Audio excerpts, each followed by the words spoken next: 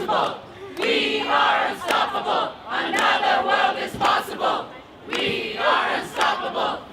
Je suis Nicolas Héringer, je suis chargé de campagne pour 350.org en France. 350.org, c'est un mouvement international qui fait des mobilisations sur la question du climat, en particulier qui cherche à lutter contre l'impact et l'influence et l'emprise de l'industrie fossile sur nos vies, sur notre avenir et sur les négociations climatiques. On est assez nombreux parce qu'en fait, on a contribué à faire venir une délégation d'une quinzaine de guerriers climatiques du Pacifique, Pacific Climate Warriors, donc qui sont des activistes du climat qui viennent des îles du Pacifique Sud, Tuvalu, Kiribati, Samoa, Tonga, etc.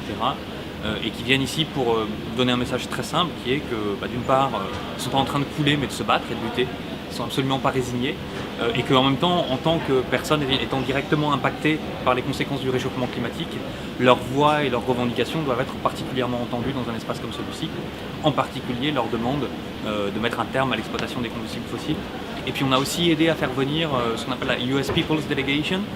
L'idée c'était de dire que puisque l'administration Trump allait venir de manière moins importante que prévu, d'emmener des citoyennes et des citoyens des États-Unis pour dire que en fait, là-bas aussi, les gens continuent de se mobiliser, continuent de se battre et que personne n'entend laisser Trump revenir sur les engagements pris lors de la COP21. Alors on a fait ce matin une action dans le hall que doit franchir en ce moment même à peu près Angela Merkel. L'idée était de dérouler une sorte de tapis rouge symbolique. C'était une grande banderole rouge sur laquelle était écrit « Keep it in the ground », laissez-les dans le sol. Et l'idée, c'est de dire à Angela Merkel que si elle vient ici, il y a une seule chose à annoncer, c'est la sortie du charbon. Et pas la sortie du charbon en 2050, pas la sortie du charbon en 2040, pas la sortie du charbon en 2030, la sortie du charbon maintenant. Ensuite, on s'organise évidemment pour voir comment la transition se fait, mais c'est la seule possibilité pour tenir l'objectif des 1,5 degrés qui est extrêmement important précisément pour les guerriers climatiques du Pacifique, parce que la différence entre 1,5 et 2 degrés de réchauffement pour eux, c'est la survie de leurs îles, de leurs territoires, de leurs écosystèmes, des endroits où ils et elles sont nés.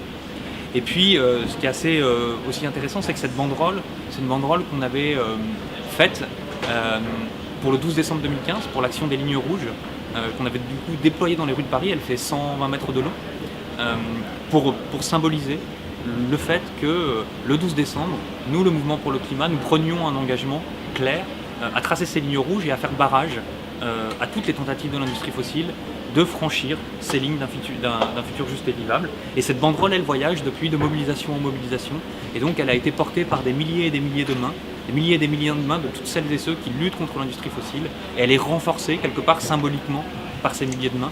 Et donc en déployant cette banderole, on n'a pas simplement envoyé le message « Keep it in the ground », mais contribuer à rendre visible le fait que nous sommes des milliers partout dans le monde, des millions à vrai dire partout dans le monde, à lutter pour la justice climatique. Nous on a un rapport un peu à 350, un peu périphérique aux négociations, parce que ce qui nous intéresse vraiment c'est la question de l'industrie fossile. Or on sait très bien que c'est quelque chose qui n'est pas directement discuté à la COP. Les questions énergétiques, la question de l'extraction ne sont pas discutées ici.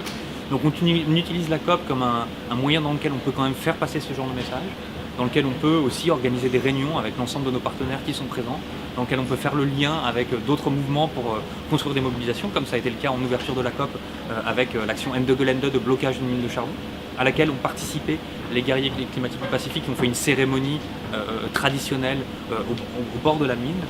Et puis on veut en fait faire passer un message très très simple, c'est que pour l'instant il y a un trou béant entre l'ambition et la réalité des actes, et une manière très très simplissime de combler ce trou, c'est de mettre les combustibles fossiles hors de la table, dire on n'exploite plus le gaz, on n'exploite plus le charbon, on n'exploite plus le pétrole. À partir du moment où on prend cette décision, le trou va se combler de lui-même. La bonne nouvelle, c'est qu'on n'a pas à choisir entre deux catastrophes, entre la catastrophe nucléaire ou la catastrophe climatique, puisque on sait très bien qu'un mix énergétique 100% renouvelable est possible à l'échelle mondiale. C'est un rapport qui a été publié en début de COP qui le prouve.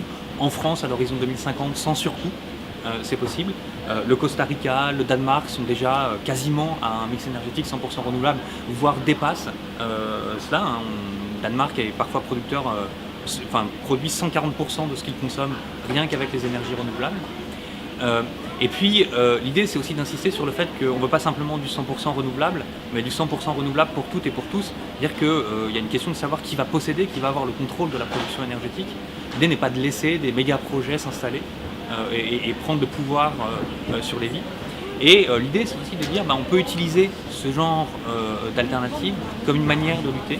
Et par exemple, sur le tracé du pipeline d'Apple aux États-Unis, donc le Dakota Access Pipeline qui a donné lieu à cette mobilisation de peuples indigènes d'Amérique du Nord, des États-Unis et du Canada, les militants et les militantes contre ce projet ont décidé d'installer des panneaux solaires tout au long du tracé pour dire mais regardez, l'alternative elle existe et elle est respectueuse de nos territoires parce que c'est nous qui aurons le contrôle sur la production énergétique.